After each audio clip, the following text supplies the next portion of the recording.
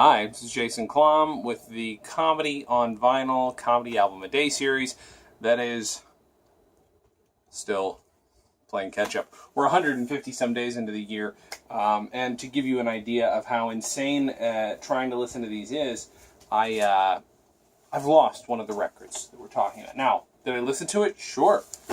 Did I lose it? I 100% lost it. So I'm gonna burn through these. Some of these are related to ones we've listened to before. Some of them have some insane stories. I'll go into detail on the ones that interested me the most. These guys. First one is the album is "Do It, Do It, Do It" by Skiles and Henderson, who I did not know, but these are gentlemen who got together. They worked at the Disney parks, and then eventually performed together for years and years and years and years. One of them is still around. They worked together for a long time as a team. It's very goofy, very silly, a lot of vocal sound effects, and dumb jokes, and some singing. If I recall correctly, it's mostly, it seems pretty lighthearted, but it's also just, does feel like one of those things that would be great in the 60s if you were drunk in a club and watching these two guys act like kids. And, you know, the kind of jokes... I mean, to be fair, there's a joke in there that sounds exactly like something I would have written as a young man, which is a guy is doing, he's oiling some hinges, and the noise he's making is do it, which is accurate. The big thing they like to do is echo, but to the point where it feels like they invented it, and for all I know, they did. They did it. They use it a lot and to great effect, at least for the audience. But there's a bit where they're doing that, and Cole Porter is having his doors oiled, and he can't figure out the words to a song. Birds, do it. Bees, do it. So that's the gag. It's a very dumb joke, but it does stand out. This next one has an amazing, insane story to it. This is Mike Warnke, Alive. Now, I started listening to it, and I think when I first saw this might have been a 50-cent pile at Atomic Records here in Burbank. And I was like, is this comedy? And look, it is. It's comedy. And it's storytelling. And it is Christian, which I make a point of saying, only because I'm not a religious man and I would not go out of my way to hunt those down. We did listen to Wendy Bagwell earlier. That was another Christian comedian, telling comedy stories. This man's telling some life stories about his history as a drug runner and a drug dealer and a member of the Church of Satan, and how he eventually found Jesus. The stories are very well told. They're very detailed. The characters are pretty clear. He does it all with a really good sense of humor. And then years after this, he gets in a lot of trouble for fraud, for starting his own ministry and taking a lot of people's money. And turns out most of what he said early on were lies. Was not a member of the Church of Satan ever. Was not a drug dealer. He's got the story of like a cult leader where he just builds this mysticism around him. And mysticism's not the right word. I'm exhausted. He builds a mythology is the word I meant to say around himself, and that's and it works. I mean, you can tell the way he's talking to people is the audience could be secular the way he's speaking to them. So it's evangelical in that way, but it's a lot of it's just really great. What's really groovy is how Jesus does this, and la da da da. And it's just like so laid back. And, I mean, he does it to a packed house of very enthusiastic people. So the history behind this is more interesting than it is in terms of, what the album itself is. But, this guy who looks, I wish you could see how unenthusiastic he looks to be there. But, he's an entertaining storyteller, but apparently full of shit. Next is The Vagabonds, which does seem to be self-titled, and it's clearly falling apart. The Vagabonds music group, not just comedy necessarily. They're all fun songs, but there are definitely some goofy, silly songs on here. Really great musicians, and that's really the big thing. I'm just trying to see if any of these songs really stand out. No, not really. But it's something that's re-listenable too because it is music and it's not so excessively goofy that you're sitting there feeling like somebody's shoving entertainment down your throat. It's fun. Re-listenable too. Re-listenable. I would listen to it again. Not excessively goofy, but definitely fun. Here's an album that I would have sworn I would have listened to. You can see, you can't see it right now. Oh yes, lies, you can. Right there. Whatever. Cheech and Chong's greatest hit. That's what I meant to do, right there. Since that's on the wall, I talk about that a lot. You'd think I would have heard Cheech and Chong's first album before now. And I essentially have, because I've heard most of, if not all of these tracks before, but this is Cheech and Chong's first album. And I can say nothing bad about Cheech and Chong. I adore them. They're some of the best produced audio comedy of all time. Led to a fun film career, but I've never, my thing's always been the albums, every time. Also, if you guys listen to the Comedy on Vinyl podcast, which you should, I recently interviewed Tommy Chong, which was one of the 3 big interviews. I've always wanted to interview Cheech, Chong, and Weird Al, because they're so integral to my comedy development. I've now interviewed one of the 3. Actually, I do have somebody Weird Al related coming up who was equally instrumental in me having Weird Al as an influence. So that's coming up soon. Somebody in his band. It's Bermuda Schwartz. It's a lot of fun. Maybe you can't see, but that's signed there. But there's not a lot I could say. This is a great album. I'm trying to think if there are any sketches on here. I know there are sketches on here that I hadn't heard, actually. I said earlier, maybe I'd heard them all. God, I don't know. But I have heard most of these. And they're all fun, and for the most part, I don't know. I just love Cheech's range, and I really love Tommy Chong's lack of range. It's a funny combination. It's a good combination. Here's something troublesome. And I've been waiting to listen to these. I wasn't sure what I was going to make of it, but Jose Jimenez talks to teenagers of all ages. Bill Dana eventually apologized for playing Jose Jimenez, not a Hispanic gentleman, playing a Hispanic character that is very much, at least sometimes, a heavily stereotyped accent, and the character's a little slow-witted. Now, if the character were slow-witted and didn't have that accent, he's a great character. He's very funny. I don't think it's meant to say that Mexican folks are slow-witted. I do think it was done with the best of intentions. However, it just does. It's ill-advised. That said, if you want to take that out of there and just assume good intentions and listen to the comedy itself, it's not bad comedy. There's some riffing with an audience at one point, including like a little kid, and the riffing's mostly good. So I mean, as far as the comedy itself, good. The characterization, not. I will listen to the other ones because I've got other of his albums. They're worth listening to, especially since he's a guy who went back and at least rethought what he had done and apologized.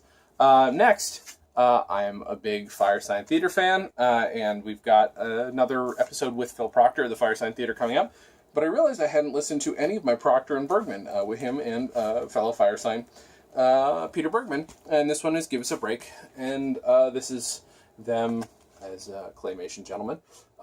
This feels like half of a Firestein album, appropriately, but it does feel like the goofier side. It's the side where I can tell Phil Proctor and I definitely that this is where our comedy tastes definitely join. It's just very goofy. It's very old time radio in terms of a lot of wordplay. I really enjoy it. I mean, there's a lot of let me see here. There's one that I just cannot remember. Damn it. Well, I'm really not helping you. Long story short, it's a very good album. It's a ton of fun. I need to listen to it again. It is one that I would listen to it again, but it's a lot of advertisements. It's a lot of little bits. There's like 25 tracks in the back here. Those are all different tracks. So there's a lot to absorb, and I am listening to these things once and not really going back. But I will re-listen to it. I love Firestein, and it's a fun album. This is one I've wanted to listen to for a long time. It's getting harder and harder to try and get people from the original any of the original Second City cast members, but in Chicago. But this is just comedy from the Second City, including Severin Darden, including Alan Arkin, a million other people, and it's really great. It's some of it's very Chicago-centric, but I think for the most part very relatable. You can hear how small, pardon me, I'll say intimate. I don't want to say small because you don't know how small it is, but it is an intimate audience. Just really digging the shit out of the stuff that these people are doing. And heavily influential, and you can understand why. It's still pretty political. You can tell it is taking some pretty strong points of view in terms of social interactions. There's a lot of stuff about race and stuff that I think is really, really solid on here. Again, this is another one where I would love to be like, hey, here's a great example of this. But I'm kind of at a loss for specifics because, again, I'm trying to burn through. I've got another 30 I have to listen to in a few days to catch up. And that will happen, but it's going to not be easy. The next one I picked might be a little bit of a cheat, but I did want to listen to it. Pardon me, I don't know what's going on. I listened to the Arthur soundtrack because I love Arthur. Well, I also love the movie Tootsie. Oh, look at that. It does that because there's Dustin Hoffman. There we go. Tootsie's a great movie. It's a delight. Guest of the show, Jeremy Guskin, a friend of the show, Jeremy Guskin, been on the podcast a bunch. And if it wasn't for him, actually, we never would have had Phil Proctor on the podcast. His dad is in the Russian tea room scene in Tootsie. I do want to talk about Tootsie. That's why I bought this. I want to talk about it on the show sometime. I will say, it's not the same for me as Arthur was. This music is so 70s. Whereas, at least Arthur's so 80s. And I can handle that a little bit better. And that's just an age thing. It's not bad. It's fine. But it does make me think of the movie, and I find Tootsie delightful. It is not a funny soundtrack. I wouldn't expect that, of course, but I did listen to it. Next one, I don't want to go through this too quickly, but I'm going to have to. Belvoir in person. I think the more I listen to her, the more I enjoy her. The more I'm also aware that she repeats jokes even from side to side on her albums, but they're fine. They're fun. She does a lot of Yiddish where she doesn't explain herself, and then sometimes she'll pick on you for not understanding the Yiddish.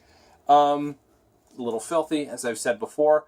Her albums are all very much the same, and they're so heavily edited and chopped up that the aesthetic is a little rough to listen to, but it's fine. Next, Kent Bowman as Kaumanua. Kent Bowman, Hawaiian gentleman. This is an entire album of Pidgin, but it is sometimes very hard to get through, especially if you're not from Hawaii and you're not familiar with what everything. You can make sense of it. However, there are definitely some terms that are going to throw you if you're not familiar with the Hawaiian culture as much. From what I could tell, it was fun, but it was also interesting. A lot of the same jokes over and over because it's this character running for. It's clearly supposed to be a blue collar guy running for president, which that appeals to me. I just wish I understood a little better. Next, we have spoken about Victor Borghi on the podcast once before with Wayne Fetterman. This is just Victor Borghi, an onstage performance recording comedy and music. So much crowd work. I guess I forget that Victor Borghi is crowd work, and then the bad playing of the music is all. I wouldn't say incidental, but it punctuates what he does. And I really, really love listening to his just super, super, super, super incredibly natural style and joke-telling ability. I think he's a very good stand-up. It's a bit. The music's a bit. He's just as good a musician as anything, but he's a very good stand-up. His delivery is great. I would listen to more Victor Borghi. I mean, I have. This is the second one I've listened to, but I would listen to more. So then I started burning through my collection alphabetically. I had picked bits and pieces. Actually, the last two are not alphabetical. They're technically alphabetical, but at the beginning of my my record collection are a bunch of BBC albums, and I've been wanting to listen to them. I find them delightful. I like me some accents. I'm English myself, sort of a dual citizen. I don't know. At this point, I don't know. Do I want to go? Do I not? I don't know. It's very hard to say. There are some conflicting feelings on both sides. But I had forgotten, so we listened to the All in the Family album previously. So this one right here, okay, which I genuinely enjoyed. It makes me want to revisit All in the Family. I guess I hadn't remembered how good it was. I started listening to this album, Till Death Do Us Part, and I was wondering, have I read somewhere before that this is the inspiration of All in the Family? It is.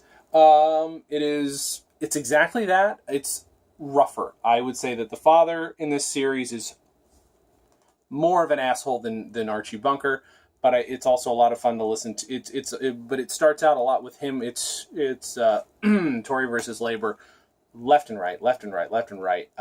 The mother character is not as much of an idiot, I don't think, as Edith, and he just calls her a moo, a silly moo, the whole time. There is one really, it's a shitty joke, but it's a good joke, where he keeps calling her a silly moo, and she objects to it being used, and I'm not a silly moo, etc., etc., etc. And then he stops himself and calls her a bitch. Also of note, the Sally Struthers part is played by Una Stubbs. Una Stubbs, if you're a Sherlock fan, she's... my brain is just completely shut down. Oh my god. That's how late it is. I couldn't remember Mrs. Hudson. Jesus, I had to look it up. I'm half asleep. But Una Stubbs is in this, and she's great, and that's her being very adorable on the cover. I now have more of a crush on Mrs. Hudson than I already thought I had. But this is fun. It's very funny. It's super harsh, though. It doesn't pull any punches. There is no sentimental element to it. Again, at least in the the 45 minutes of clips that you get of a show, of the shows. Boy, yeah, it's fun. It's a ton of fun. And going through more BBC, this one's a little, again, it feels a little cheaty. It's called The Laughing Stock of the BBC. It's only cheaty because we have talked about almost everything on here, either on my podcast or on this Comedy Album a Day thing. Monty Python's Flying Circus, it's a clip of the Nudge Nudge thing, which we have not done that much Monty Python on here, oddly. But it leads into a Not the 9 O'Clock News segment. Pardon me, not the 9 O'Clock News segment that we've talked about before.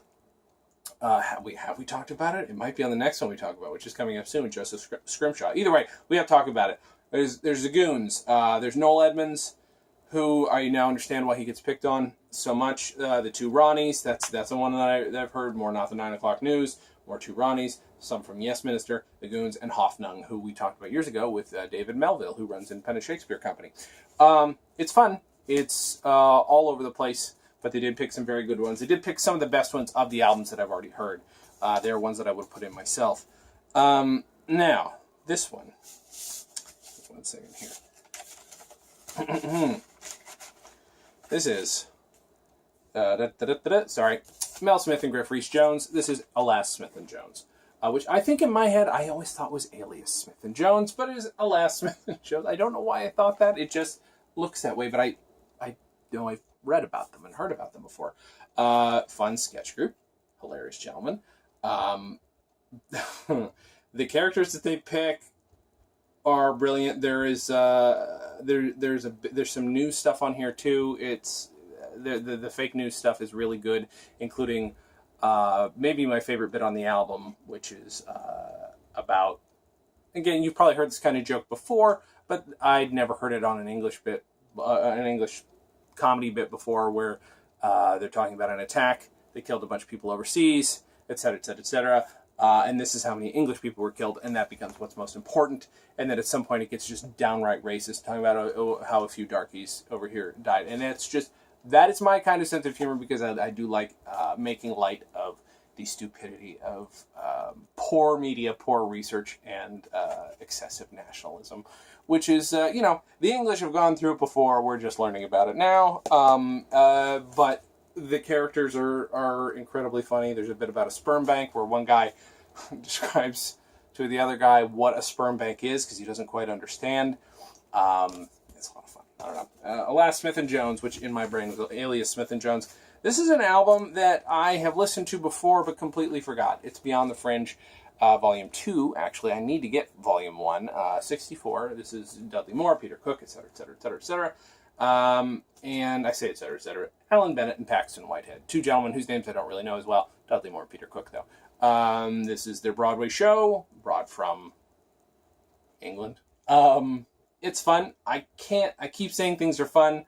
The best stuff on here is them just being excessively English, making fun of how English they are, and misinterpreting a little bit American culture, especially when they get excessively posh.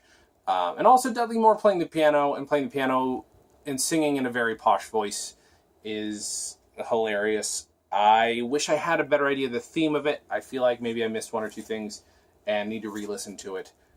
But I did enjoy listening to it. The next two, and I'm going to say the next two because they're very similar and they do repeat some jokes. We've got Red Fox, Laugh Your Ass Off, and I'm trying to see, this is This is RF2.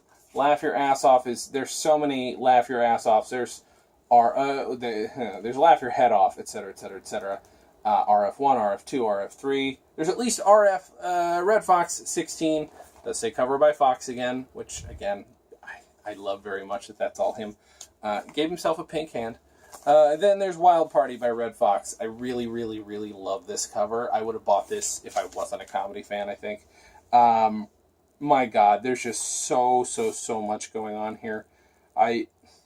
Sorry, some of these titles do not sound familiar. There's so much on both these albums where Red Fox talks about being in the military.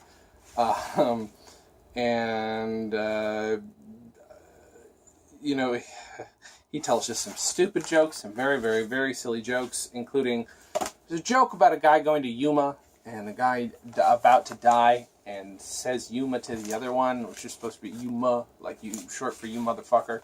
And that was poorly. I didn't even do the full joke, but that's to give you an idea of kind of like he's not that dirty yet. Not in these albums. Again, a little dirty, but he's not like outright swearing that much. There's a sketch called There's a bit called The Overworked Prostitute, 118 Ways to Make Love. That so stupid. It's just a joke about French people, which I guess it's even still allowed. We're still allowed to make fun of the French, even though they're great. And I gladly shake your president's hand at any point and have him crush it. That's okay. Seems like a good dude. That bit is just that the French have. One gentleman told another gentleman, "Oh, the French?" A French gentleman told the other that the French have discovered 118 ways to make love. Oh, really? God damn it, I can't even do the joke. I'm exhausted. But one way or another, he says, so... This is so embarrassing. Fuck it. Either way, one gentleman mentions missionary, says, oh, 119. That's the punchline. I just completely fucked up the delivery. I'm not a joke teller. I'm a writer. I'm an actor. I'm not a real joke teller, which is why it's not appropriate for me to even be talking about these albums. Anyway, that brings us up to 126. It's day 154 or so of the year, so I've got a lot to burn through. Got another 30 to get through the next few days so I can catch up. But thank you guys for sticking with me and watching. Yeah, that's about it. Check us out on iTunes, subscribe on iTunes, subscribe here on YouTube if you would please. Got a number of episode today of Comedy on Vinyl was with Christian Brune, and that was a ton of fun. Oh, sorry, my phone's doing a thing. Christian Brune from Orphan Black was on. That was super fun. I'd like to have him come back and talk about Patton Oswalt. And that's about it. Go to stolendress.com. That's where all my other podcasts are. And until next time, thank you for watching. And as always, have a good thing.